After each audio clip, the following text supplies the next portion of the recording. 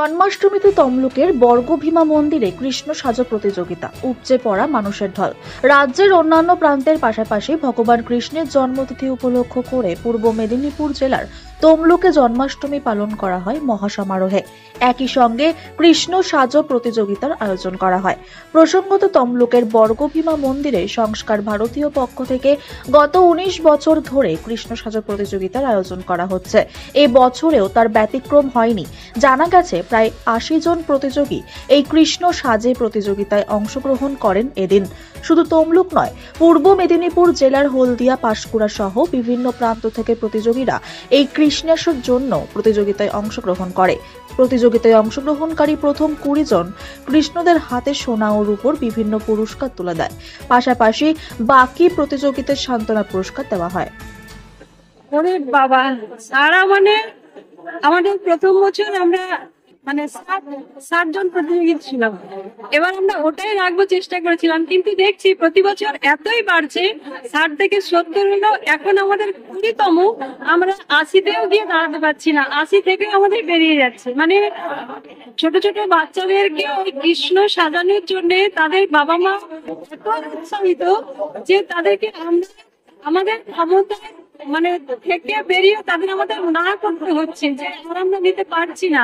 কিন্তু আমরা জানি যে এদের বাবা মা কত খুশি। তো আমাদের এই 20তম বর্ষে আমরা এবছর 82 জনকে নিয়েছি। আমরা আগামী দিনে চেষ্টা করবো আরো এটাকে বেশি করে নেওয়ার জন্য। শুধু তমলুক শহর না, আশেপাশের এলাকা থেকে আশেপাশের এলাকা থেকে অনেক দূর থেকে আসছে, অনেক দূর থেকে। আমরা যে খবর পেয়েছি, হলদিয়া থেকে আসছে, পাঁশকুড়া থেকে আসছে, কোলাঘাট থেকে আসছে, আর আমাদের তমলুক শহরে তো আছেই। আমি সব থেকে দূরের কথাগুলো বললাম। আমাদের যে তাদের যে ঠিকানা দেওয়া আছে তাতে আমাদের এরকমই কি পুরস্কার দেওয়া হয়, কতগুলো পুরস্কার দেওয়া হয়। এই ছোট বাচ্চারা যেহেতু এরা কৃষ্ণ সাজে, তো আমরা কাউকেই নিরাশ করি না। আমরা প্রতি বছর সবাইকেই গিফট দিই। তো আমরা প্রথম 10 জনকে আমাদের সোনা রূপো এইভাবে 10 দেওয়া হয়।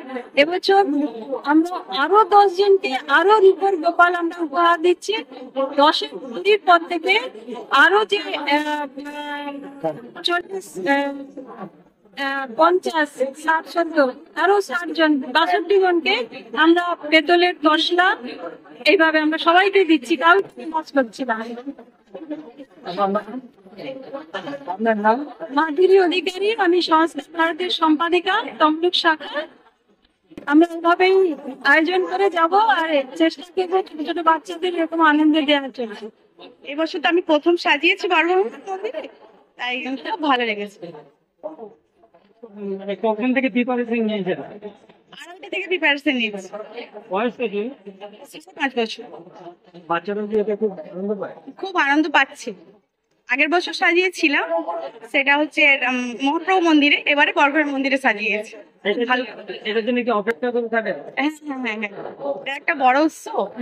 গোপাল ও যখন, ওকে তো সাজাতেই হবে। বাড়ি থেকে পুজো হচ্ছে?